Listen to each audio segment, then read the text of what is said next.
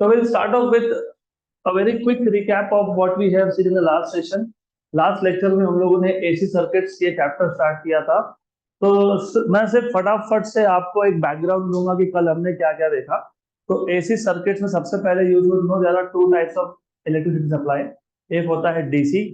DC में voltage का polarity change नहीं होता है, मतलब जो सप्लाई होता है उसके दोनों एंड्स फिक्स पोलैरिटी पे होते हैं, एक पॉजिटिव तो एक पॉजिटिव, दूसरा नेगेटिव तो नेगेटिव। तो polarity of the supply does not change, it remains fixed with time. और एसी एसी में polarity of the supply keeps on changing periodically, right. तो दो टाइप के सप्लाई है।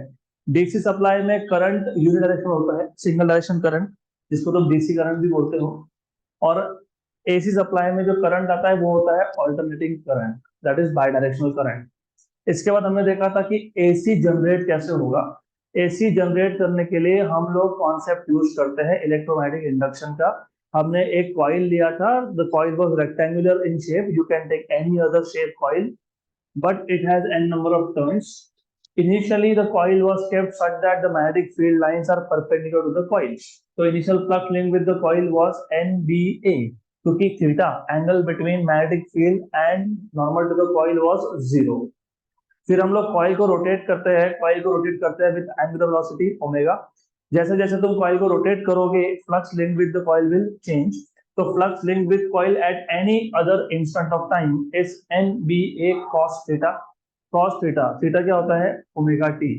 तो NBA cos omega t, that was the flux linked with the coil at a certain instant of time, बराबर।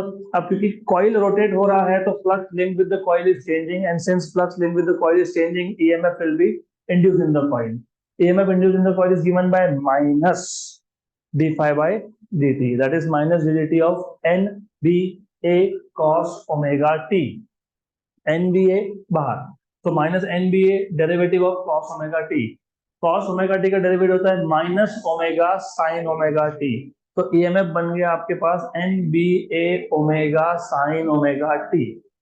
तो EMF is NBA omega sine omega t, मतलब EMF ये sign पे डिपेंड करता है।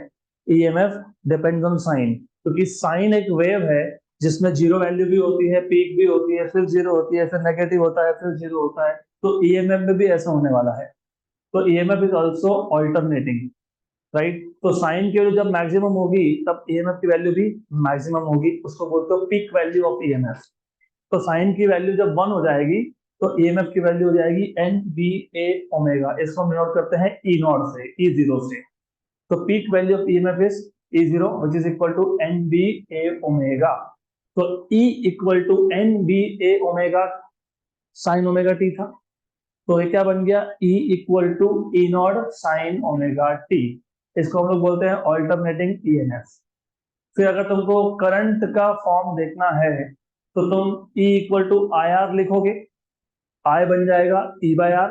E था E0 साइन ओमेगा टी, तो I हो गया E0 sine omega t by R. तो E0 बाय आर जो है वो होता है I0। तो करंट क्या आ गया? I0 sine omega T. मैं जानबूझ के यहाँ पे एक भी वर्ड नहीं लिख रहा हूँ, क्योंकि this is when you need to understand कि आपको ये सारी चीजें याद आनी चाहिए। You should make a link, ऐसा था फिर ये है फिर ये है, और नेचुरली वो होगा, धीरे धीरे आदत चेंज करनी पड़ेगी सिर्फ। तो ये जो I equal to I0 sine omega t है, ये हमेशा ऐसा दिखता है क्या? नहीं, ये रजिस्टिव सर्किट में होता है। हमको और दूसरे टाइप के सर्किट्स देखने हैं। ऐसा सर्किट होगा जिसमें तुम इंडक्टर लगाओगे, मतलब कॉइल लगाओगे, एसी के साथ कॉइल कनेक्ट करोगे। ऐसा सर्किट होगा जिसमें तुम एसी के साथ कैपेसिटर भी कनेक्ट करोगे। तो किसी केस में करंट लीड करेगा, किसी केस में करंट लैग करेगा।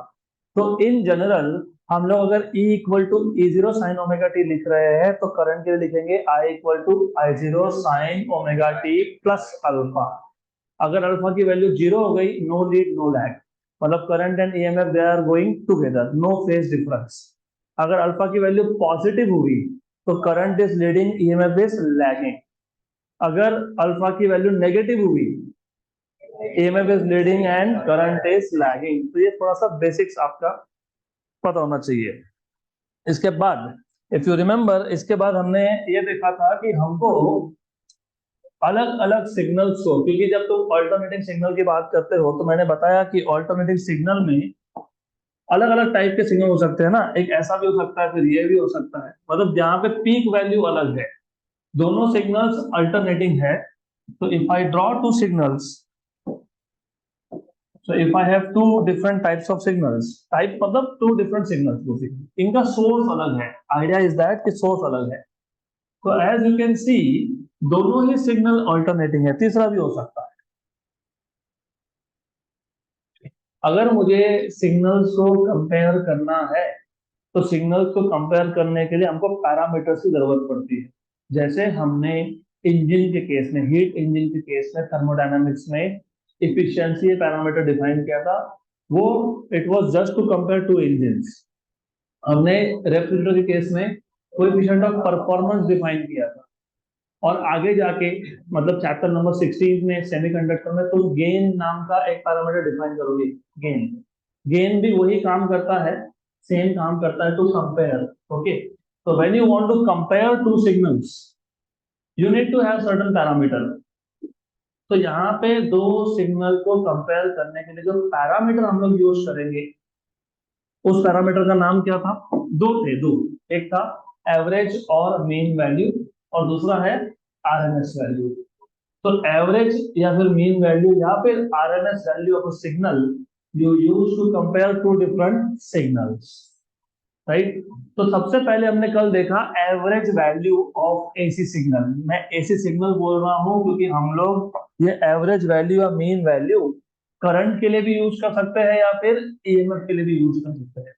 लेकिन प्रॉब्लम क्या है, क्योंकि ये साइन वेव है, मैं फिलहाल एक सिग्नल पे फोकस करता हूँ। तो जीरो ये आ गया था, पाई ये था 2 पाई, इसको बोलते हैं वन साइकिल, 0 से 2 पाई।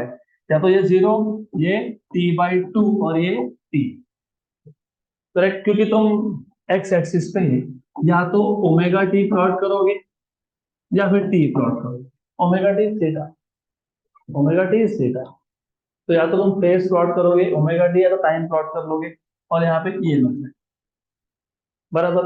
अब प्रॉब्लम क्या है, प्रॉब्लम समझ लो, हमने कल ऑलरेडी किया था, आज से रिवाइज कर रहे हैं। प्रॉब्लम ये है कि फुल साइकिल में एवरेज होगा जीरो। इसके लिए हम लोग एवरेज कभी भी हाफ साइकिल पे ही डिफाइन करते हैं।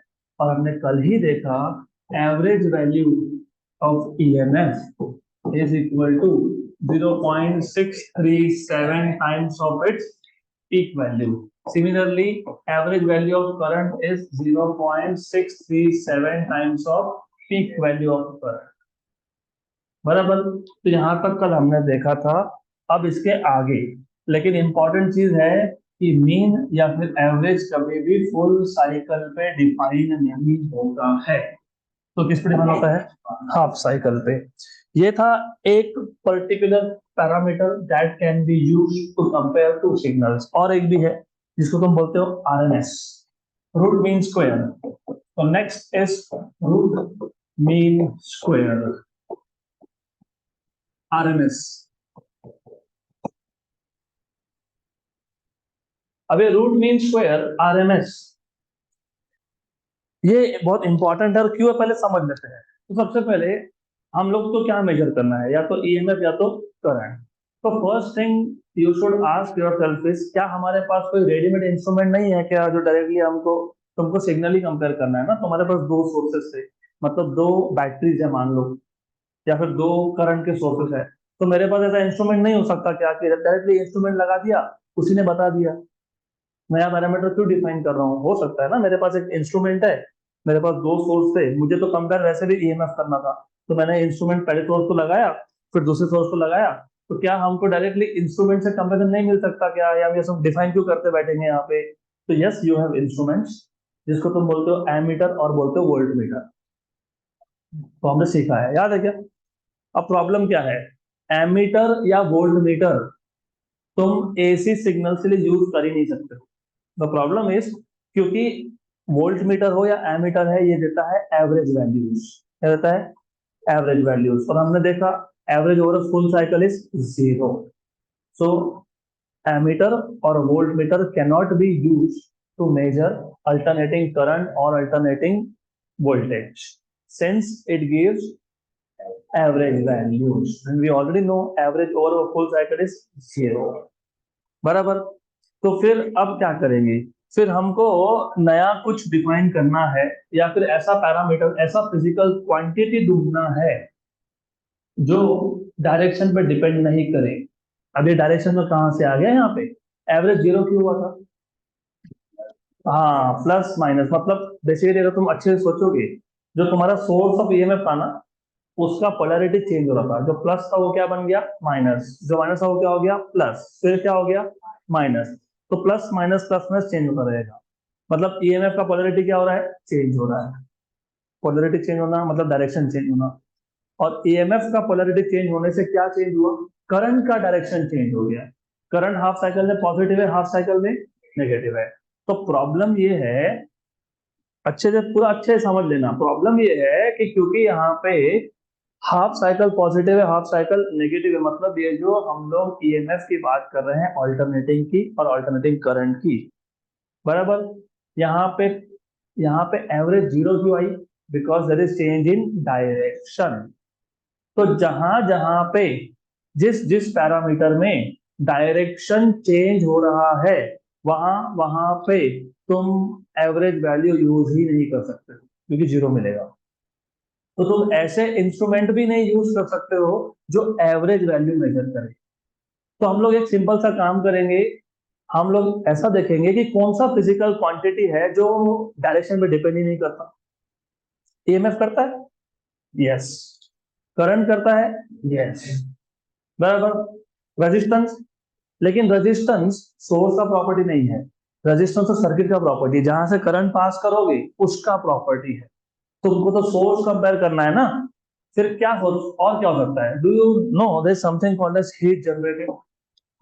हीट, जब भी करंट एक सर्किट में से या एक रेजिस्टेंस से पास होगा, वो क्या जनरेट करेगा, हीट. और अगर आपको फॉर्मूला पता होगा, वेरी गुड. तो एज यू सी, ये करंट पे डिपेंड नहीं करता, ये स्क्वायर ऑफ करंट पे डिपेंड करता है. इसका मतलब ये कि करंट भले ही नेगेटिव हुआ, लेकिन heat generated can never be negative. तो हम लोग दो सर्किट्स को कंपेयर करने के लिए हीट, ये फिजिकल क्वांटिटी यूज कर सकते हैं. अब इसको यूज कैसे करना है वो समझ लेंगे. तो यहां तक पिक्चर क्लियर. प्रॉब्लम था कि मैं एमीटर या वोल्ट मीटर यूज नहीं कर सकता. क्यों नहीं कर सकता, क्योंकि एमीटर और volt metre measures average value, और एवरेज ओवर फुल साइकिल वैसे भी मिलता है 0, तो नहीं यूज होता है. तो एमीटर वोल्ट मीटर यूज कहाँ होता है, डीसी में. It is use only in DC, not in AC supply, right. ऐसा कोई भी फिजिकल क्वांटिटी हो जो डायरेक्शन पे डिपेंड करे, वो यूज ही नहीं हो सकता. तो हमको देखना पड़ा कि कौन सा क्वांटिटी है जो डायरेक्शन पे डिपेंड नहीं करता. तो जब करंट एक सर्किट से पास होगा या रेजिस्टेंस से पास होगा, तो हीट जनरेट करेगा. लेकिन हीट जो है वो आई स्क्वायर पर डिपेंड करता है. आई पॉजिटिव हो या आई नेगेटिव हो, आई स्क्वायर क्या होगा, पॉजिटिव. मतलब हीट जनरेट क्या होगा, पॉजिटिव. तो we can use heat as a parameter to compare two signals. तो कैसे करेंगे, अब देखो. अब ऐसा है, बेसिकली अगर मैं एक सर्किट में या फिर एक रजिस्टर के थ्रू एक एसी करंट पास करता हूं, एसी, जिसका पीक वैल्यू है I0. कितना है, I0. और मैं जब पीक वैल्यू बोलूं, मतलब कौन सा सिग्नल है, एसी. डीसी में पीक वैल्यू ऐसा कुछ होता ही नहीं, राइट. तो हमने क्या किया, हमने एक एसी करंट पास किया जिसका पीक वैल्यू कितना था, I0, एक रजिस्टर से पास किया. कितने टाइम के लिए पास किया, टी. इसने क्या जनरेट कर दिया, हीट. कितना, H. अब what we can do is, हम सेम रेजिस्टेंस से सेम टाइम के लिए, सेम रेजिस्टेंस से सेम टाइम के लिए एक डीसी करंट पास करेंगे, एक करंट पास करेंगे, ठीक है. उसको हम लोग मान लेते हैं, उसका नाम दे देते हैं, क्या बोल देते हैं उसको, आरएमएस. क्या बोलते हैं उसको, आरएमएस. और ये भी कितना हीट जनरेट कर रहा है, सेम. तो what we are doing is, we are passing AC current through a resistance R with peak value I0 for time t. Let H be the heat generated by this AC current in the resistor. Right now, the same amount of heat H can be generated can be generated in the same resistance, right, for same amount of time by a current. एक current है जो उसी resistance से पास होगा, उतने ही time के लिए पास होगा, और हीट भी कितना जनरेट करेगा, सेम करेगा। इसको क्या बोलोगे, आरएमएस। समझ में आया? पहले केस में कौन सा करंट था, एसी, पीक वैल्यू कितना था, I0, किस में से पास हुआ, रेजिस्टेंस में से, कितने टाइम के लिए, टी, हीट कितना जनरेट किया, एच। अब हमने बोला कि क्या सिर्फ ये एसी करंट ही हीट एच जनरेट करेगा, क्या नहीं, तो ऐसा है कि same amount of heat H can be generated through the same resistor R for the same time t by passing some other current. उसको क्या बोलोगे, RMS value of that current. यहाँ तक क्लियर? अभी आरएमएस का डेफिनेशन तो हो गया, लेकिन ये थ्योरेटिकल डेफिनेशन है, हमको इसका मैथमेटिकल फॉर्मूला चाहिए, मतलब हमको मैथमेटिकल डेफिनेशन चाहिए। तो अब ये आरएमएस का मैथमेटिकल फॉर्मूला कहाँ से आएगा, वो हमको डिराइव करना है। यहाँ तक क्लियर है? एकदम क्लियर है, पक्का पक्का? तो आरएमएस मतलब root mean square, root mean square, mean आया ना, तो मीन आया तो मैंने कल आपको बताया था मीन का नोटेशन क्या होता है, less than greater than bracket के अंदर क्या लिखेंगे, आई आर एम एस। फिलहाल मैं स्क्वायर लूंगा, फिलहाल मैं स्क्वायर लूंगा, मुझे आई आर एम एस चाहिए, सही है, लेकिन मैंने फिलहाल क्या लिया, स्क्वायर लिया। तो मैंने यहाँ पे आर एम एस का क्या किया है, स्क्वायर किया है। क्यों किया है वो तुमको मैथ्स में समझेगा, जब आगे स्टेप्स परफॉर्म करेंगे तब समझेगा कि स्क्वायर क्यों किया मैंने, स्क्वायर क्यों किया समझ में आएगा थोड़ी देर में, राइट। तो do you remember what was I I I R M S? अगर आपको याद होगा तो रूट मीन स्क्वायर हमने कहीं और भी देखा है केटीजी में, तो यू शुड नो कि हाउ टू डिफाइन दिस। तो ये सिंपल है, ये होता है आई स्क्वायर, आगे आगे हो गया, आपने बोला देखा था, भूल गए, नोट्स में दिया हुआ है, एवरेज तो है ही ना वो। देखो देखो आगे क्या लिखा हुआ है, देखो, इफ यू डोंट, अरे कल तो पता है एवरेज कैसे करते हैं, कैसे करते हैं average, how do do averages, integration, ठीक है, ऐसा नहीं लिखना तो कोई बात नहीं, इंटीग्रेशन लिख लो, इंटीग्रेशन, किसका integration, I square, I square, पक्का, हाँ, आई स्क्वायर कहाँ पे इंटीग्रेट कर रहे हो, डी थीटा पे, या तो तुम थीटा पे मतलब एंगल पे इंटीग्रेट कर सकते हो, या तो फिर टाइम पे कर सकते हो। हमने एवरेज और मीन वैल्यू कितने साइकिल पे डिफाइन किया था, हाफ साइकिल पे, तो एंगल क्या लिखा था, 0 से 5, लेकिन यहाँ पे वो दिक्कत ही नहीं है, यहाँ पे फुल साइकिल पे डिफाइन होगा। दैट इज वेरी इंपॉर्टेंट कि जब हमारे पास ऑलरेडी मीन वैल्यू ये एक पैरामीटर है, तो दूसरा आरएमएस क्यों डिफाइन कर रहे हैं हम लोग, मैं बताता हूँ, उसका रीजन बताता हूँ। लेकिन याद रखना, मीन या एवरेज वैल्यू तुम हाफ साइकिल पे डिफाइन करते हो, बराबर। हमारे पास कोई ऐसा पैरामीटर नहीं है जो फुल साइकिल को कंपेयर करे, तो फुल साइकिल को कंपेयर करने के लिए और एक पैरामीटर चाहिए, इसको क्या बोल दिया हमने, रूट मीन स्क्वायर। तो root mean square half cycle पे डिफाइन होता है कि फुल साइकिल पे, फुल साइकिल पे, याद रखना। तो हमने आरएमएस क्यों डिफाइन किया, क्योंकि हमको फुल साइकिल का कंपेरिजन चाहिए था। मैं आपको एक ग्राफिकल वे बताता हूँ कि why we are doing all this. देखो अब कभी कभी क्या होता है, यू में हैव टू सिग्नल्स, एक ऐसा सिग्नल है, बराबर, और एक दूसरा सिग्नल है, वो ऐसा सिग्नल है, you have other signal also which is practically dying, जिसका एम्पलीट्यूड कम होते जा रहा है ना। अगर मैं एवरेज या मीन वैल्यू लूं, तो एवरेज या मीन वैल्यू सिर्फ किस पे डिफाइन होता है, हाफ साइकिल पे, सही है। तो तुमने डिफाइन कर लिया हाफ साइकिल, तुमने कंपेयर कर लिया, सही। तो तुमको आरएमएस, सॉरी, तुमको मीन वैल्यू या एवरेज वैल्यू क्या बताएगा, सिर्फ हाफ साइकिल का कंपैरिजन। तुमको मीन वैल्यू या एवरेज वैल्यू ये नहीं बता पाएगा कि जो दूसरा सिग्नल है उसका एम्पलीट्यूड क्या हो रहा है, कम हो रहा है, सही। लेकिन अगर मैं फुल साइकिल पे कोई क्वांटिटी डिफाइन करता हूँ, फुल साइकिल पे, तो फुल साइकिल पे जब एवरेज लोगे तो तुमको समझ में आ जाएगा यहाँ पे कि एक सिग्नल ऐसा था जिसका एम्पलीट्यूड कांस्टेंट था, और एक सिग्नल ऐसा है जिसका एम्पलीट्यूड कम हो रहा है, राइट। तो हाफ साइकिल हमको क्या नहीं बता सकता, whether the amplitude of the signal is decreasing और नॉट, इंक्रीजिंग डिक्रीजिंग दोनों ही हो सकता है। तो हमने मीन वैल्यू एवरेज वैल्यू होने के बाद भी आरएमएस क्यों डिफाइन किया, क्योंकि मुझे पूरे एक साइकिल में सिग्नल का ट्रेंड समझना था, इसके लिए हमने क्या डिफाइन किया, आरएमएस। तो ये बेसिक चीज है, क्योंकि of course you should ask question कि जब हमने ऑलरेडी करके रखा है तो दूसरा पैरामीटर क्यों चाहिए, दूसरा ये फुल साइकिल पे है।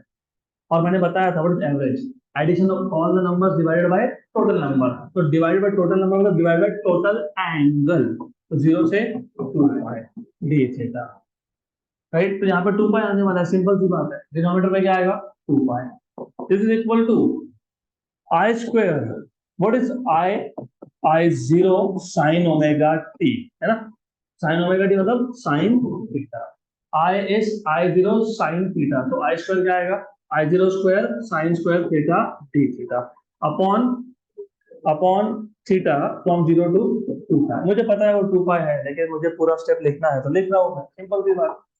आई zero square constant, constant goes outside, okay good, integration 0 to 2 pi upon 2 pi, ये मैं लिखता हूं। अब प्रॉब्लम क्या है, प्रॉब्लम ये है कि तुम 12th स्टैंडर्ड तक जो इंटीग्रेशन सीखते हो उसमें साइन कॉस तक सीखते हो, उसके पावर का तुमको पता नहीं। तो तुम थोड़ा सिलेबस में देखोगे ना इंटीग्रेशन का, कहीं पे भी integration of sine square theta sine cube theta sine raise to 4 theta आएगा नहीं, वो इंजीनियरिंग में आता है, इधर नहीं आएगा वो।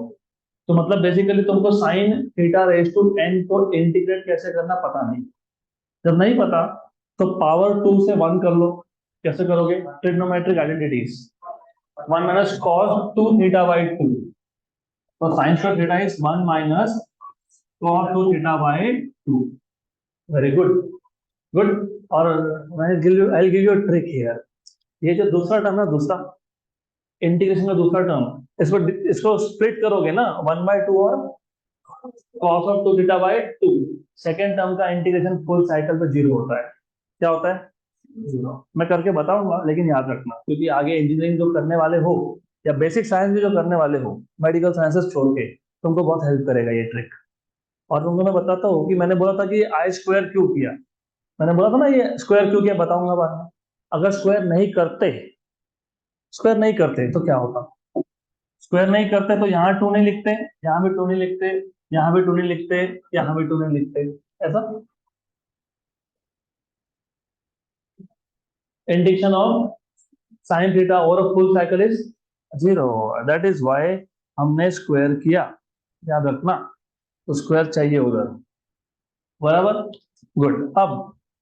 अब इसको स्प्लिट कर लेंगे, आई जीरो स्क्वायर बाय 2 पाई, इसके दो टर्म्स कर लेते हैं, एक कर लेते हैं हाफ डी थीटा, दूसरा minus cos 2 theta by 2 d theta, 0 से 2 पाई, 0 से 2 पाई, डबल डबल नहीं लिखना है तो ब्रैकेट के बाहर भी लिख सकते हैं, चलता है, okay. Then you have this as I zero square by 2 pi, half बाहर, डी थीटा का integration theta from 0 to 2 pi, minus 1/2 बाहर, कॉस ऑफ 2 थीटा का integration sine of 2 theta by 2 from 0 to 2 pi, ये 0 होगा, बता दो कैसे। तो ये आ जाएगा I zero square by 2 pi, 2 pi by 2, 2 pi minus 0 मतलब 2 पाई बाय 2, सही है, minus 1/4, 2 into 2 is 4, sine of upper limit 2 into 2 pi 4 pi, minus sine of 0, what is sin 4 pi 0, what is sin 0 0, second term 0, तो I0 square by 2 pi और ये 2 pi by 2 cancel and cancel, तो क्या मिल गया, हाँ लेकिन ये RMS का स्क्वायर है, कितना है I0 square by 2, तो what will B RMS I0 by √2. What is 1 by √2? तो 0.7071 I0, ये हो गया IRMS, ये आ गया IRMS root mean square value. Similarly EMF के लिए करोगे तो भी क्या आएगा 0.7071 E0। क्लियर यहाँ तक? पक्का? श्योर? मैं एक बार और रिपीट कर देता हूँ। सो द प्रॉब्लम वाज हमारे पास ऑलरेडी मीन वैल्यू या एवरेज वैल्यू डिफाइंड है, वो होता है हाफ साइकिल के लिए। लेकिन हाफ साइकिल, दो सिग्नल्स को हाफ साइकिल में जब तुम कंपेयर करते हो तो तुमको सिग्नल का पूरा इंफॉर्मेशन नहीं मिल पाता, क्योंकि तुमको हाफ साइकिल में समझ में ही नहीं आता है कि एक सिग्नल में भी उसका एम्पलीट्यूड कांस्टेंट है, मे भी दूसरा सिग्नल का एम्पलीट्यूड कम हो रहा है या बढ़ रहा है, वॉट एवर इट इज। तो हाफ साइकिल में you cannot get the complete idea of the signal, तो आपका इंफॉर्मेशन कंप्लीट नहीं है। तो हमको फुल साइकिल पे कंपेयर करने के लिए भी एक पैरामीटर चाहिए, उसको हम लोग बोलते हैं आरएमएस। क्या बोलते हैं उसको? आरएमएस। तो IRMS स्क्वायर एवरेज, और मैंने कल ही बताया था एवरेज वैल्यू मतलब addition of all the numbers divided by total number. Addition of all number मतलब इंटीग्रेशन, किसका इंटीग्रेशन? आई स्क्वायर का, किस पे? डी थीटा पे। यहाँ पे किसका? हाँ, इंटीग्रेशन किसका? डी थीटा, 0 से 2 पाई, क्योंकि हम लोग आरएमएस फुल साइकिल में डिफाइन करते हैं। तो आ जाएगा 0 से 2 पाई I0 square sine square theta d theta, और नीचे आ गया 2 पाई। इसमें I0 स्क्वायर कॉमन है, कॉमन को निकाल लिया बाहर, 0 से 2 पाई। Sine square theta is 1 minus cos 2 theta by 2 d theta. Okay, so this is equal to I0 square by 2। अब इंटीग्रेशन हाफ अलग D theta 0 to 2 pi minus half cos of 2 theta d theta from 0 to 2 पाई। बराबर? हाँ, ये पाई है, ठीक है, does not matter, पाई तो है ही, ये तो छूटेगा नहीं। गुड। तो I0 स्क्वायर बाई 2 पाई, ये 1/2, ये कितना आएगा वापस से? 2 पाई, 2 पाई होगा ना, और ये हो जाता है 0, 2 पाई कैंसल, तो I0 स्क्वायर बाई 2। लेकिन ये IRMS का स्क्वायर था, तो IRMS क्या आएगा? I0 बाय √2 मतलब 0.7071, ठीक है, 0.7 लिखोगे तो भी चलता है। और ERMS क्या आएगा? E0 bye √2। हो गया? Good, clear clear, done. तो अब हम बढ़ते हैं अगले टॉपिक पे। तो अगले टॉपिक पे जाने से पहले, what is mean value of EMF? मतलब 63.7% off peak value. What is RMS value of EMF? 70.7% off peak value, ये याद रखना। गुड। चलो अभी आ जाते हैं अगले टॉपिक पे, और अगला टॉपिक भी again it is very important, as a concept it is important. इसमें डायरेक्टली क्वेश्चन नहीं आते एग्जाम में, कोई नहीं पूछेगा explain phasor and phasor diagram, no one will ask you directly in exam what is phasor and phasor diagram, लेकिन ये concept important है इस चैप्टर के तो है ही, प्लस हमको एक चैप्टर हमारा बाकी है वेव ऑप्टिक्स नाम का, उसमें इंटरफेरेंस डिफ्रैक्शन एक कॉन्सेप्ट आएगा। यही कॉन्सेप्ट आपको अगर आप इंजीनियरिंग करते हो, इंजीनियरिंग के फर्स्ट ईयर के फिजिक्स में वापस से आता है, same concept, but at certain higher level, थोड़ा सा लेवल बढ़ जाए, उसमें आपको वापस ये फेजर का कॉन्सेप्ट आएगा। इसके लिए अगर तुम फेजर अभी पढ़ लोगे तो वापस नहीं पढ़ना पड़ेगा, अभी नहीं समझोगे गए काम से। तो what is phasor? Phasor in short is phase vector. अब ये फेज वेक्टर हमको क्यों चाहिए वो भी समझ लो, और ये होता क्या है वो तो बताऊंगा डेफिनेटली। मैंने आपको कल बताया था कि एसी सर्किट हम लोग लगभग लगभग 7 टाइप के एसी सर्किट सीखने वाले हैं।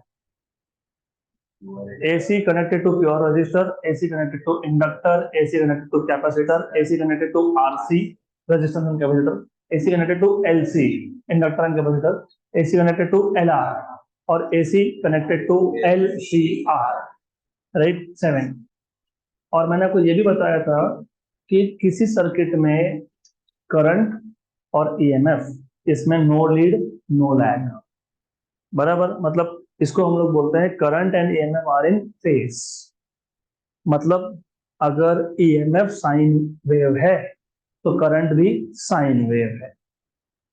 किसी सर्किट में EMF will lead, current will lag.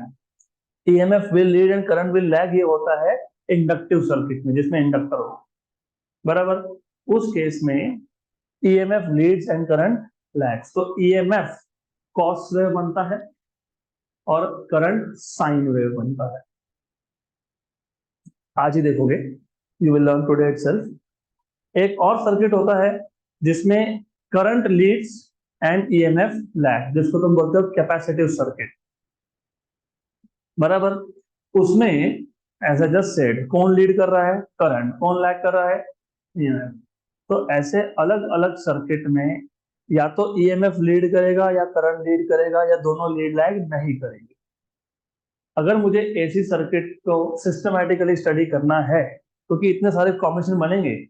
अभी तो सिर्फ मैंने आपको रफ आइडिया दिया कि no lead no lag, EMF leads current lags, current leads EMF lags. लेकिन जब मैं बोलता हूँ ना ईएमएफ लीड्स करंट लैग, कितने एंगल से लीड कितने एंगल से लैग, तो बहुत सारे कॉम्बिनेशन बनते हैं। तो if you want to study AC circuits, there is something called as phasor. इसका तुम यूज करोगे तो एसी सर्किट का स्टडी थोड़ा सिंप्लीफाई हो जाएगा। तो to study AC circuits in a simplified way, we make use of rotating vectors, and these rotating vectors are called as phasors। और ये रोटेटिंग वेक्टर्स मतलब फेजर्स तुम कहाँ कहाँ यूज कर सकते हो? जो भी फिजिकल क्वांटिटी साइनोसॉइडली वेरी करे, साइन या कॉस जैसा वेरी करे, any physical quantity which contains sine और कॉस, वहां वहां पे तुम फेजर यूज कर सकते हो। मैं बताऊंगा डिटेल में फेजर क्या है, लेकिन पहले बेसिक्स। फेजर मतलब होता है फेज वेक्टर। इसी को हम लोग बोलते हैं रोटेटिंग वेक्टर। रोटेटिंग वेक्टर मतलब ये वेक्टर रोटेट हो सकता है। कोई भी फिजिकल क्वांटिटी जिसमें साइन हो, मतलब जो साइनोसॉइडली वेरी करे, वहां पे तुम क्या यूज कर सकते हो? फेजर। तो तुम अगर नोट पढ़ोगे, देखो एकदम क्लियरली लिखा हुआ है नोट्स में। क्या लिखा हुआ है? The study of AC circuits is much simplified if we represent alternating current and alternating EMF as rotating vectors. तो अगर मैं अल्टरनेटिंग ईएमएफ को और अल्टरनेटिंग करंट को अगर रोटेटिंग वेक्टर्स से रिप्रेजेंट करूं तो एसी सर्किट का analysis will become much more simple. और आगे बोला है, और ये जो दो रोटेटिंग वेक्टर है ना, ईएमएफ और करंट, इसमें जो एंगल होगा, इसमें जो एंगल होगा उसको हम लोग बोलेंगे फेज एंगल या फिर फेज डिफरेंस। मैं वापस एग्जांपल लेता हूं। रेजिस्टिव सर्किट में करंट और ईएमएफ लीड लैग था क्या? नहीं। तो अगर लीड लैग नहीं था तो दोनों में फेज डिफरेंस कितना है? जीरो है। याद रखना, कितना है? जीरो है। गुड। इंडक्टिव सर्किट में कौन लीड कर रहा है?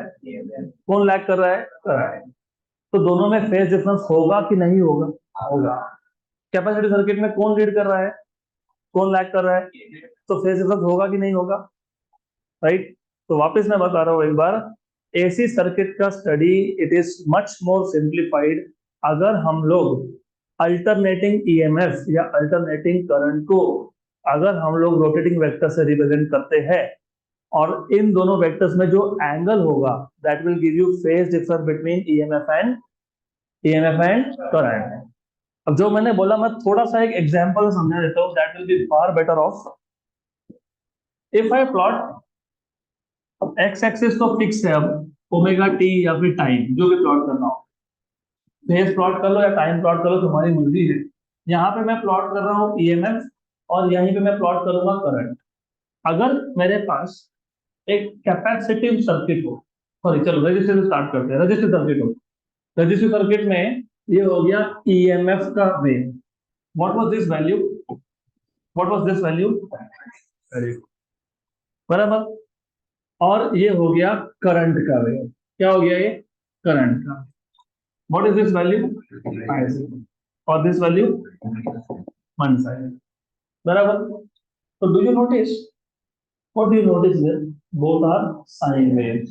तो अगर मैं ईएमएफ एक वेक्टर लूं और करंट एक वेक्टर ले लूं, तो दोनों में एंगल कितना होगा, जीरो, कितना होगा, वेरी गुड, जीरो।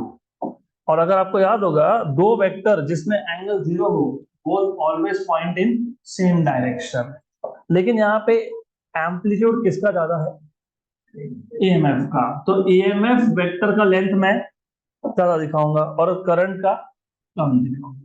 तो ये हो गए दो वेक्टर्स, एक है ईएमएफ वेक्टर रोटेटिंग वेक्टर, एक है करंट वेक्टर। यहाँ तक क्लियर, राइट। थोड़ा सा ये कॉन्सेप्ट ना समझने में टाइम लगता है, लेकिन एक बार समझा then it is too easy. यहाँ तक क्लियर। अब मैंने आपको बताया कि हमारे पास और भी टाइप के सर्किट हो सकते हैं। ऐसा सर्किट है इंडक्टिव, जिसमें कौन लीड करता है, और अभी फिलहाल बता देता हूं, हम डिराइव भी करेंगे। इंडक्टिव सर्किट में ईएमएफ लीड करता है, करंट लैग करता है बाय 90 डिग्री, कितना। तो उस केस में ना मैं ईएमएफ वेक्टर को ऐसा दिखा दूंगा, कितना एंगल दिखा दिया दोनों में। तो मैंने रोटेट किया इसको, रोटेट किया, क्या लिखा है यहाँ पे, रोटेटिंग वेक्टर। तो तुम सिर्फ एक वेक्टर को रोटेट कर दोगे तो तुमको पता लग गया कि सर्किट कौन सा है, कौन सर्किट है ये, इंडक्टिव, बराबर। मैं अगर इसी को ऐसा दिखाता हूं, कौन लीड कर रहा है, करंट, कौन लैग कर रहा है, हाँ, थोड़ा कंफ्यूजन हुआ ना।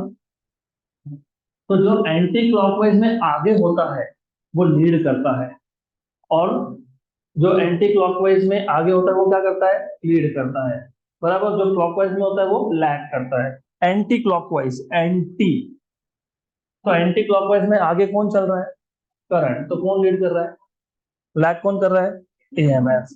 तो ये सर्किट कौन सा है, capacitive. If I show this, ऐसा दिखाओ तो resistive, there is no lead no lag, both are going, हम साथ साथ है, हाँ, so they are साथ साथ, okay, good. If I show it like this, inductive, बराबर, क्योंकि एंटी क्लॉकवाइज में आगे कौन है। If I show it something like this, अब बताओ, EMF is leading current, सही है, लेकिन phase difference is not 90 now, है क्लियर, राइट। तो अगर मैं वापस इस पे आऊंगा तो I will start from scratch again. Problem ये था, पहले प्रॉब्लम समझो। प्रॉब्लम ये था कि हमारे पास एसी सर्किट 7 टाइप के हैं। मुझे अगर डिटेल एनालिसिस करना है 7 टाइप के सर्किट्स का, तो मैंने एक सिंपल सा काम किया, मैंने ईएमएफ को एक वेक्टर बना दिया, मैंने करंट को भी एक वेक्टर बना दिया। लेकिन हमने एक चीज यहाँ पे अलाउ की कि ये वेक्टर क्या हो सकते हैं, रोटेट हो सकते हैं। So to study AC circuits in a simplified way, we can represent alternating EMF and alternating current with rotating vectors such that the angle between these two vectors gives phase difference between the two. Such rotating vectors are called as phasors. Any physical quantity which varies sinusoidally, कोई भी physical quantity हो जो sine wave जैसा very करता हो, उसको तुम किससे रिप्रेजेंट कर सकते हो, फेजर्स से। And a diagram which has phasors is called as phasor diagram. यहाँ तक क्लियर, यहाँ तक क्लियर। अब थोड़ा सा इसको और इंटरेस्टिंग बनाते हैं। अब तक मैंने ना एक ही डायग्राम पे करंट भी दिखाया और क्या दिखाया, ईएमएफ। अब मैं अलग अलग ड्रॉ करूंगा दोनों को। अब what we will do is, इसके भी, इसके इस डायग्राम के भी दो अलग अलग तरीके ड्रॉ करेंगे, दोनों बताता हूँ। एक ओल्ड सिलेबस में दिया था, वो ज्यादा इजी था। न्यू सिलेबस में थोड़ा सा घुमा फिरा के दिया है। मैं दोनों बता दूंगा, हम लोग हर एक सर्किट में दोनों फेजर डायग्राम ड्रॉ करेंगे। देखो होता क्या है। सबसे पहले अगर मैं ईएमएफ ड्रॉ कर रहा हूं तो अब प्रॉब्लम क्या है? प्रॉब्लम ये है कि जो ईएमएफ था वो कैसा वेरी कर रहा था? Sine variance. मतलब उसकी वैल्यू कब जीरो थी, कभी मैक्सिमम थी, वापस क्या थी, फिर क्या थी, नेगेटिव मैक्सिमम, फिर क्या थी, फिर क्या थी। लेकिन वेक्टर का लेंथ हमको क्या बताता है? मैग्नीट्यूड। तो प्रॉब्लम है ना, यहाँ तो कभी जीरो हो रहा है, कभी मैक्सिमम हो रहा है, कभी जीरो हो रहा है, कभी नेगेटिव मैक्सिमम हो रहा है। तो ये जो तुमने वेक्टर का लेंथ दिखाया, ये एग्जैक्टली क्या है? क्वेश्चन समझ में आया तुमको? मैं वापस समझा देता हूँ। अल्टरनेटिंग सिग्नल्स में क्या होता है? वैल्यू जीरो होती है, फिर बढ़ जाती है, फिर जीरो हो जाती है, फिर बढ़ जाती है नेगेटिव साइड में, फिर जीरो हो जाती है, फिर बढ़ जाती है। सही है। जब वैल्यू जीरो हो जाए तो वेक्टर का मैग्नीट्यूड क्या होना चाहिए? जीरो। सही है। बराबर। जब वैल्यू मैक्सिमम हो जाए तो वेक्टर का लेंथ क्या होना चाहिए? मैक्सिमम। तो हमने ये जो वेक्टर दिखाया, इसका लेंथ दिखाया, लेंथ एग्जैक्टली क्या है? तो length of vector is peak value. तो फेजर डायग्राम में जो तुम वेक्टर ड्रॉ कर रहे हो उसका लेंथ क्या होता है? हमेशा पीक वैल्यू होता है। क्या होता है? पीक वैल्यू होता है। क्या होता है? पीक वैल्यू होता है। याद रहेगा? याद रहेगा। अब ऐसा ही हम करंट के लिए भी कर सकते हैं। और मैंने अभी अभी बताया, पीक वैल्यू ज्यादा किसका है? करंट का है कि ईएमएफ का है? ईएमएफ। तो मैंने ईएमएफ का लेंथ बड़ा दिखाया है और इसका छोटा दिखाया है। राइट। अब ये ड्रॉ कर लिया एक्सिस। ये जो ईएमएफ का फेजर है, या फिर ये जो करंट का फेजर है,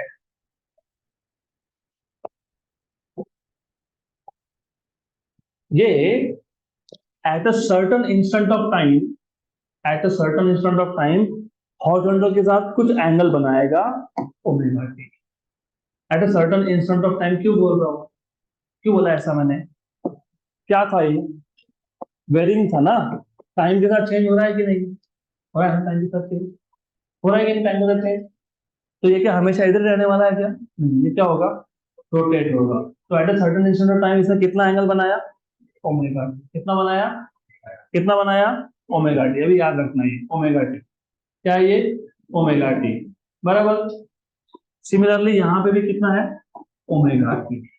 तो जो फेजर होते हैं, जो फेज वेक्टर होते हैं, हम लोग normally at a certain instant of time इसको दिखाते हैं at some angle with horizontal. सही है। अगर मैं इस ई जीरो का अगर मैं इस ई जीरो वेक्टर का प्रोजेक्शन ले लूं यहाँ पे, what will be this projection? E zero cos omega t. तो projection of a phasor at a certain instant of time along x-axis gives you a zero cos omega t, मतलब instantaneous value. अभी instantaneous value का मतलब क्या है वो भी समझ लो, अच्छे से समझ लो। थोड़ा सा एनालिसिस करोगे समझ में आएगा तुमको। मैंने अभी बताया ये सिग्नल्स क्या होते हैं? अल्टरनेटिंग होते हैं ना अल्टरनेटिंग। ऑल्टरनेटिंग होने का मतलब क्या होता है कि इनकी वैल्यू फिक्स नहीं है, क्या हो रही है? चेंज हो रही है। मान लो एक सर्टन इंस्टेंट ऑफ टाइम पे मुझे ऐसा लगा कि मेरे को ईएमएफ का वैल्यू चाहिए, सर्टन इंस्टेंट ऑफ टाइम पे चाहिए। तो मुझे वो फेजर डायग्राम से कैसे निकाल के आएगा वो देख लो। फॉर एग्जाम्पल, एक इंस्टेंट ऐसा आया जब ईएमएफ कितना एंगल बना रहा है? 90। 90 बना रहा है। सही है। What is the instantaneous value? मतलब what is the value of EMF when it is at 90 degree? Zero. कितना होगा? जीरो। पक्का? श्योर? 100%? पक्का पक्का? सोच लो फिर बताओ।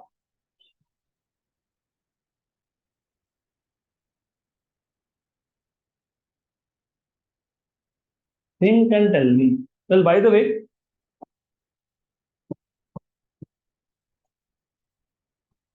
अगर ये कॉस्ट कंपोनेंट है, अगर एक्स एक्सिस पे कॉस्ट कंपोनेंट है तो वाई एक्सिस पे कौन है? Sine component. Sign component. Good. तो तुमको अगर इंस्टेंटेनियस वैल्यू चाहिए होगी, इंस्टेंटेनियस मतलब at a given instant of time, तो तुमको अगर तुम एक्स एक्सिस से प्रोजेक्शन ले रहे हो तो तुमको कौन सा कंपोनेंट मिलेगा? कॉस। ये क्या है? इंस्टेंटेनियस वैल्यू किसकी? ईएमएफ। अगर तुम वाई पे ले रहे हो तो क्या मिलेगा? साइन। तो तुमको क्या देगा? इंस्टेंटेनियस। एग्जाम्पल, अगर ओमेगा टी 45 हो गया, 45 हो गया, तो what is the value of EMF? E zero cos 45 मतलब E zero by root two, मतलब आर एन एस। अगर साइन 45 क्या आएगा? T R M S, E zero by root two. Good. थोड़ा टाइम और रुको, it will be very clear. थोड़ा पहली बार में होता है कंफ्यूजन, तो I will just rewind all this again. तो पहले मुझे ये बताओ, सबसे पहले ये बताओ कि फेजर मतलब क्या? Rotating vectors. पहली बात तो फेजर हमने क्यों यूज किया, उसका एक सिंपल सा रीजन था। Different types of AC circuits है, और हमको सारे एसी सर्किट्स एक डायग्राम से स्टडी करने हैं सिंप्लीफाइड वे में। तो हमने एक छोटा सा काम किया, ये जो अल्टरनेटिंग ईएमएफ था या जो अल्टरनेटिंग करंट था उसको क्या बना दिया? Rotating vector. Such that in दोनों वेक्टर में जो एंगल होगा वो क्या देगा? Difference between EMF and current. Clear है यहाँ तक? किसी भी फिजिकल क्वांटिटी को जो साइनोसोडली वेरी करे उसको तुम किससे नोट कर सकते हो? फेजर से। फेजर्स क्या है? रोटेटिंग वेक्टर्स है। रोटेटिंग वेक्टर्स है। तो जब मैं ईएमएफ प्लॉट करता हूँ तो ईएमएफ को मैं क्या दिखाता हूँ? वेक्टर। लेकिन प्रॉब्लम क्या है कि अल्टरनेटिंग ईएमएफ की वैल्यू फिक्स होती है क्या? नहीं, फिक्स नहीं होती, मतलब चेंज होती है। तो ये जो मैंने वेक्टर का मैग्नीट्यूड ड्रॉ किया वो हमको क्या देने वाला है? Peak value. लेकिन पीक वैल्यू तो एक पर्टिकुलर इंस्टेंट पे आने वाला है कि नहीं? पीक वैल्यू ऑफ वोल्टेज एक पर्टिकुलर इंस्टेंट पे या फिर पर्टिकुलर एंगल पे आएगा कि नहीं आएगा? यस। कौन से एंगल पे आएगा? पाई बाय 2। उस इंस्टेंट के बाद या उस इंस्टेंट से पहले वैल्यू ऑफ ईएमएफ पीक रहेगी कि चेंज होगी? बस दैट इज द आइडिया यार। तो मेरे को अभी किसी भी इंस्टेंट ऑफ टाइम पे मुझे अगर ईएमएफ का वैल्यू निकालना हो तो प्रॉब्लम क्या है कि जो मैंने ये ईएमएफ ड्रॉ किया है, ये जो मैग्नीट्यूड है ये हमको क्या बताता है? Only peak value. It tells us what is the amplitude, peak value. लेकिन मुझे पता है कि इससे पहले के इंस्टेंट पे या इसके बाद के इंस्टेंट पे ईएमएफ की वैल्यू सेम रहने वाली है क्या? तो फिर मुझे उस इंस्टेंट पे ईएमएफ की वैल्यू निकालनी है, तो कैसे फाइंड करूं? प्रोजेक्शन। कैसे करोगे? अगर तुम एक्स एक्सिस से प्रोजेक्शन ले रहे हो और ये एंगल क्या है? ओमेगा टी, तो ये तुमको क्या मिलेगा? मतलब तुमको अगर इंस्टेंटेनियस वैल्यू एक्स कंपोनेंट से निकालनी है तो कौन सा? Cos component. लेकिन हम क्या एक्स कंपोनेंट से निकाल सकते हैं क्या? ऐसा नहीं है। You can also take this component. ये कौन सा है? Sine component. और वो दोनों सेम ही आते हैं। मैं एग्जांपल भी बता देता हूँ आपको। इमेजिन ये 30 डिग्री है, तो what is instantaneous value? E zero cos 30। What is cos 30? तो कितना आ गया? Root three E zero by two. अगर ये 30 है तो ये कितना है? 60। बराबर, सही है। ओके। लेकिन तुमने ओमेगा टी यहाँ लिखा, यहाँ भी क्या लिखा? Omega t. तो यहाँ क्या लिखोगे? साइन 60। तो कितना आ गया? तो तुमको y कंपोनेंट से भी इंस्टेंटेनियस क्या मिला? Root three E zero by two. यहाँ से भी क्या मिला? वही तो मैं बता रहा हूँ तुमको कि तुमको अगर इंस्टेंटेनियस वैल्यू चाहिए, क्योंकि ये अल्टरनेटिंग है बाबा, ये समझ लो। ये डीसी नहीं है। डीसी में एक ही वैल्यू होती है। ये एसी है, एसी की वैल्यू कंटिन्यूसली क्या होती है? चेंज होती है। ये फिट हो गया ना सिस्टम के अंदर, कभी बोलोगे नहीं। क्योंकि चेंज हो रही है तो मुझे अलग अलग टाइम पे ईएमएफ का वैल्यू पता करना पड़ेगा। तो कैसे पता करूंगा? Components. Done. That's the end of the story. अगर तुम ईएमएफ के साथ कर सकते हो तुम करंट के साथ भी यही कर सकते हो। कर सकते हैं ऐसा? यस। तो इतना तुमको पता होना चाहिए। तो इज दिस वेरी क्लियर? पक्का पक्का? Sure sure. ओके। अब एक छोटा सा चेंज और समझ लो। ये ना अभी तुम्हारे नए सिलेबस में ऐसा दिया है, डायग्राम वायग्राम ये सब ड्रॉ करके दिए हैं, तो मुझे ऐसा करना पड़ा। अगर सपोज मुझे एक ही डायग्राम पे ईएमएफ भी बताना है और मुझे करंट भी बताना है, तो क्या करेंगे? क्या करेंगे? दो वेक्टर ड्रॉ करेंगे। एक होगा ईएमएफ का वेक्टर, और ईएमएफ का वेक्टर का मैग्नीट्यूड होता है ज्यादा, सही है। और दूसरा कौन सा होगा? Current vector. तो डिफरेंस भी ये है, इनिशियली इन लोगों ने क्या किया, इन्होंने बोला कि ये ईएमएफ का वेक्टर हो या फिर करंट का वेक्टर हो, इसने हॉरिजॉन्टल का कितना एंगल बनाया है? Omega T. Very good. तो अगर दोनों के दोनों इन फेज है, मतलब नो लीड नो लैग, तो दोनों ने कहाँ पॉइंट करना चाहिए? Same direction. मैंने क्या दिखाया? Same direction. गुड। अब इमेजिन, इमेजिन अगर अगर ईएमएफ लीड कर रहा है और करंट लैग कर रहा है। ईएमएफ क्या कर रहा है, करंट क्या कर रहा है, तो एंटी क्लॉकवाइज में आगे कौन होना चाहिए? तो करंट का होना चाहिए पीछे। मान लो current is lagging by 90 degree, कितना? तो फिर करंट वेक्टर को मैं कहां दिखाऊंगा? 90 डिग्री पीछे दिखाऊंगा, बराबर, क्योंकि क्लॉकवाइज में आगे कौन होगा? अगर उल्टा हो, उल्टा हो, करंट लीड कर रहा हो, ईएमएफ लैग कर रहा हो 90 डिग्री, क्या करेंगे? करंट को एंटी क्लॉकवाइज में आगे दिखाएंगे। सही है। ये आपके नए बुक का अप्रोच है। तो अब इसको हम थोड़ा सा चेंज कर लेंगे। मैं दोनों डायग्राम ड्रॉ करके दूंगा आपको, डोंट वरी। लेकिन ये थोड़ा सा ना कंफ्यूजिंग होता है, थोड़ा सा नहीं, बहुत कंफ्यूजिंग होता है। तो इस बहुत कंफ्यूजन को, थोड़ा कंफ्यूजन कम कर लेंगे। हम एक काम करेंगे, by default, by default current का एक्सिस फिक्स कर लेंगे। तो करंट को हम हमेशा कहाँ दिखाएंगे? X axis. ज्यादा सिंपल है। अब बताओ, अगर ईएमएफ लीड कर रहा हो तो क्या करेंगे? क्या करेंगे? ऐसा करेंगे। यस। और अगर ईएमएफ लैग कर रहा हो तो क्या करेंगे? 90 डिग्री नीचे दिखाएंगे, ऐसे ही करेंगे ना। तो मैंने क्या किया पता है, दो रोटेटिंग वेक्टर में से एक रोटेटिंग वेक्टर का डायरेक्शन फिक्स कर रहा है, राइट। तो थोड़ा सा खुद का भी दिमाग लगाएंगे हम लोग, तो show diagram in simple way. तो यहाँ तक क्लियर? तो बस ये तुमको एज अ कॉन्सेप्ट याद रखना है, इसका अभी यूज होगा, इसके आगे यूज होगा। Clear? What is next topic? Different types of AC circuits. That is the real start of this chapter. मतलब तुम्हारा चैप्टर स्टार्ट ही यहाँ से हो रहा है।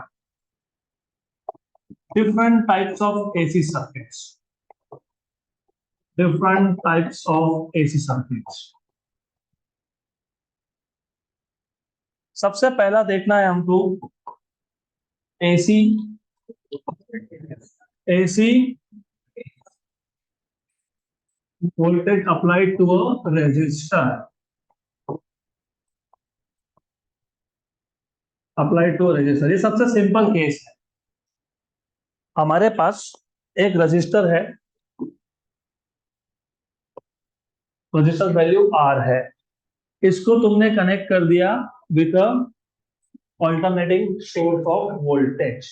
मैंने कुछ चीजें कल ही बता के रखी थी तुमको। नंबर वन, ऑल्टरनेटिंग सोर्स में कभी भी पोलैरिटी दिखाते नहीं है। नंबर टू, करंट का डायरेक्शन भी कभी दिखाते नहीं है, ये याद रखना। तो और इसके बाद क्या लिखना क्या है?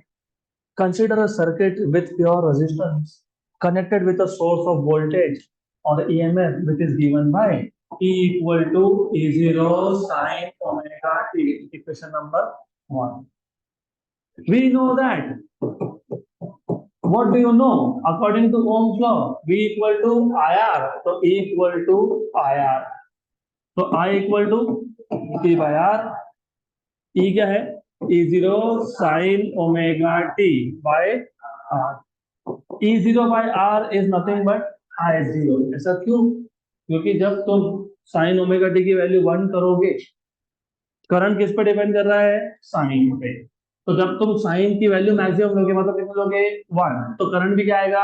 मैक्सिमम। कितना आएगा? E0 bye are. जब तुम ईएमएफ की पीक वैल्यू को E0 से डिनोट करते हो, तो करंट की पीक वैल्यू से आएगा। तो सिंपल।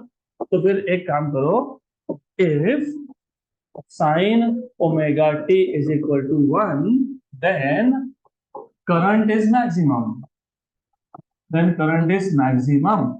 Therefore, maximum current क्या लिखोगे? I0 equal to E0 by R. Sin omega t की वैल्यू कितनी लिख दी? 1. तो E0 by R क्या बन गया? I0. Therefore, ये जो इक्वेशन नंबर कहाँ गया? ये equation number 2. Equation number 2 becomes क्या बन जाएगा? Equation number 2 I equal to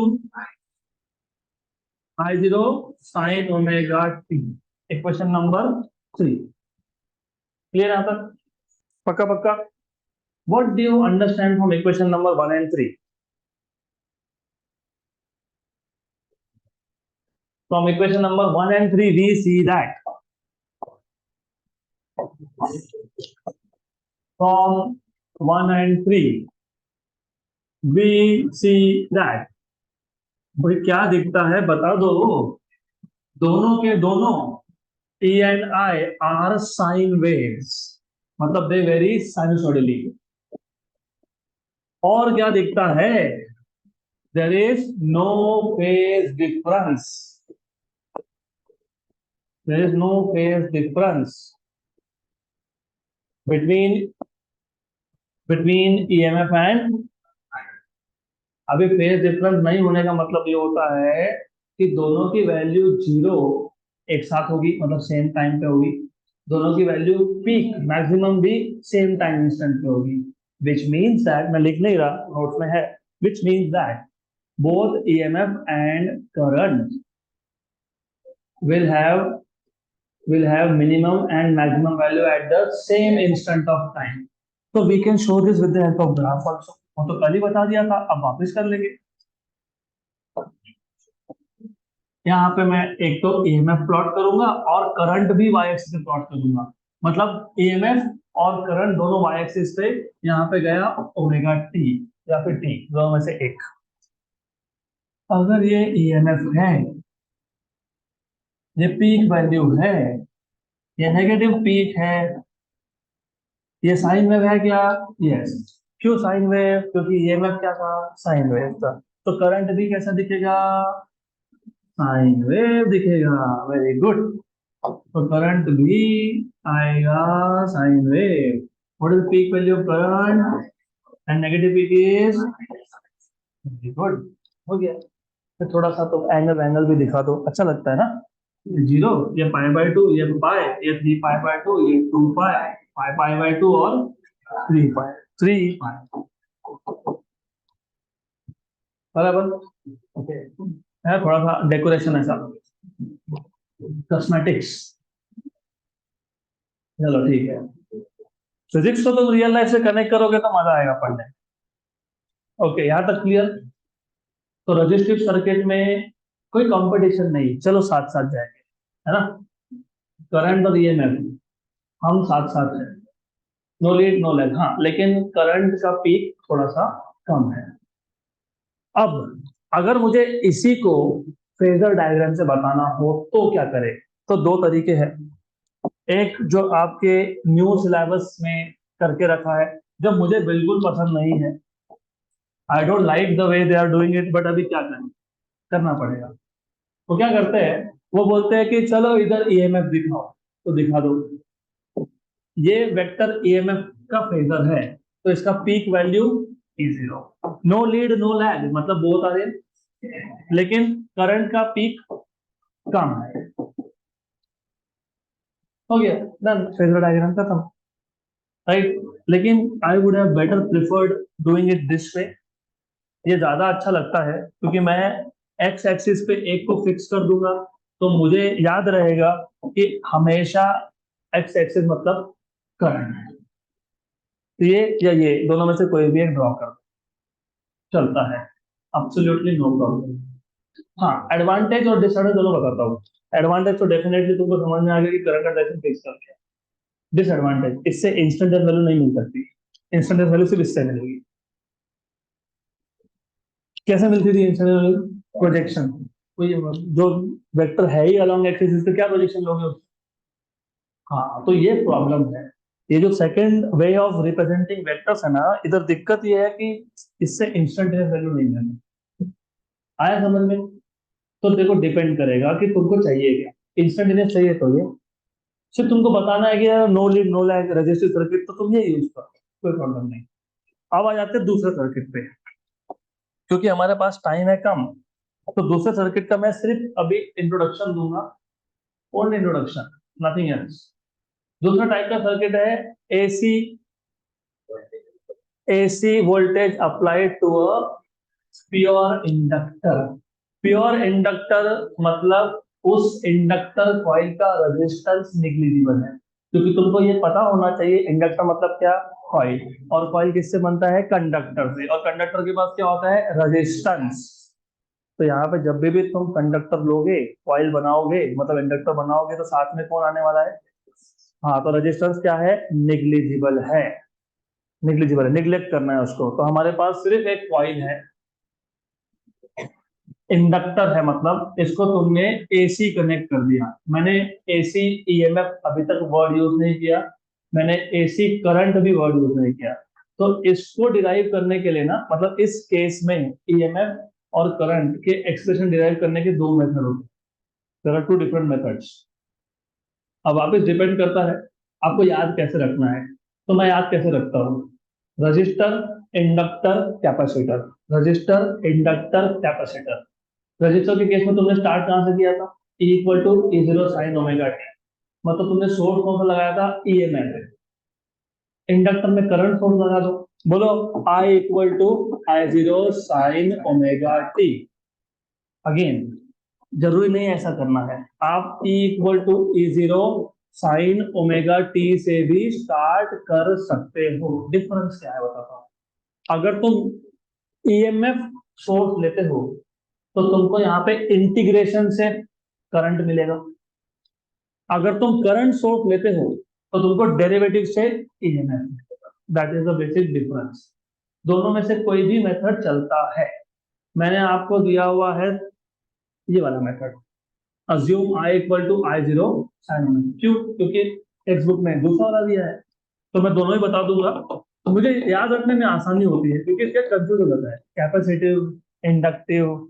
तो मैं क्या याद रखता हूँ, रेजिस्टेंस, इंडक्टर, कैपेसिटर।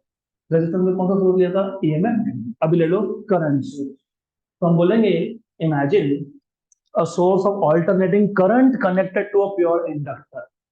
सही, क्लियर, बराबर। तो जो तुमने सोर्स कनेक्ट किया है इसका ईएमएफ वैल्यू कितना है, ई। अब डू यू रिमेम्बर, जैसे ही की इंसर्ट की क्या होगा, करंट स्टार्ट रनिंग। लेकिन एक प्रॉब्लम है, ये बायडायरेक्शनल करंट है, अल्टरनेटिंग करंट है। तो करंट की डायरेक्शन क्या होगी, चेंज। करंट का डायरेक्शन चेंज होना मतलब क्या चेंज होना, मैग्नेटिक फील्ड का डायरेक्शन चेंज होना। मतलब क्या चेंज होना, फ्लक्स चेंज होना। और ये फ्लक्स इस कॉइल के खुद के साथ भी लिंक्ड है। तो इस कॉइल में क्या इंड्यूस होगा, ईएमएफ। सिर्फ उसको यहाँ पे तुम बोलते हो बैक ईएमएफ।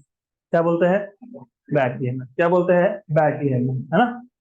ऐसा क्यों, क्योंकि मैंने तुमको बताया था जो इंड्यूस ईएमएफ होता है उसका वोल्टेज या उसका डायरेक्शन ओरिजिनल को क्या होता है, अपोजिट। इसके लिए क्या बोलते हैं, बैक ईएमएफ। क्या बोलते हैं, बैक ईएमएफ, है ना। ये ई है, तो जो इंड्यूस ईएमएफ है इसको नया नाम दे दूंगा मैं, ई बैक। क्या दे दूंगा मैं इसका नाम, E back. Do you remember what was Kirchhoff's voltage law, या फिर in general Kirchhoff's loop law, summation of summation of all the sources of EMF plus summation of all the potential drop equal to, यहाँ तो resistance है ही नहीं, है क्या resistance, नहीं, तो summation of E equal to, तो यहाँ पे दो ई है, कौन से ई, एक ओरिजिनल ई और एक इंड्यूस ई। तो क्या बोल रहे हो, बैक ईएमएफ। क्या बोल रहे हैं इसको, बैक ईएमएफ। लेकिन तुमको पता है इंड्यूस ईएमएफ मतलब बैक ईएमएफ होता क्या है, याद है, माइनस डी फाई बाई, मतलब minus L D I by D T, where L is the self inductance of this coil. तो सब्स्टिट्यूट कर दो, तो E minus L D I by D T equal to zero. तो E equal to L D I by D T. हमने किसका form assume करके रखा है? करंट का। क्या लिया है? तो मैंने तुमको वही बोला, यहाँ पे अगर तुम करंट के वेव फॉर्म से स्टार्ट करते हो तो तुम डेरिवेटिव से क्या फाइंड करते हो? ईएमएफ। तो आई जीरो ओमेगा टी। तो E equal to L I zero, sine का derivative cos, cos with omega, cos omega बराबर। ईएमएफ कौन है? कॉस है। करंट कौन है? तो कॉस और साइन में कौन लीड करता है? ये तो कभी सोचा नहीं, अभी सोच लो, बताता हूँ। What is sine zero? What is cos zero? तो कौन लीड कर रहा है? कॉस लीड कर रहा है, क्योंकि कॉस की वैल्यू जीरो पे वन है, साइन के लिए जीरो पे जीरो है। तो कौन लीड किया? तो कौन लीड किया और कौन लैग किया? हाँ, तो इसके बाद तो अभी कल देखेंगे।